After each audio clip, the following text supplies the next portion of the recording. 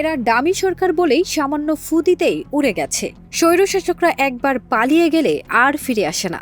আওয়ামী লীগের চ্যাপ্টার এবার সম্পূর্ণ সমাপ্ত বলে মন্তব্য করেছেন বাংলাদেশ জামাতে ইসলামীর আমির ডাক্তার শফিকুর রহমান। ৩০ ডিসেম্বর ঠাকুরগাঁও সরকারি বালক উচ্চ বিদ্যালয় বড় মাঠে জামাতে ইসলামী আয়োজিত কর্মী সম্মেলনে প্রধান অতিথির বক্তব্যে তিনি এসব কথা বলেন।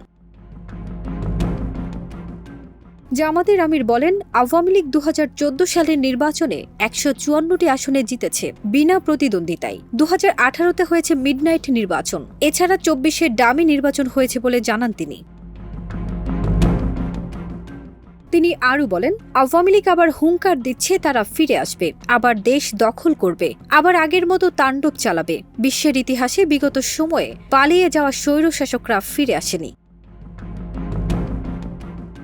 ডাক্তার শফিকুর রহমান বলেন, যারা বিগত সময়ে দেশ শাসন করেছেন তারা জনগণের আমানত রক্ষা করেননি। তারা জনগণের আমানতকে নিজের পকেটে ভরিয়েছেন। তারা তছরুপ, চুরি, ডাকাতি, জনগণের টাকা লুটপাট করেছেন এবং সেই টাকা দেশের বাইরে পাচার করেছেন।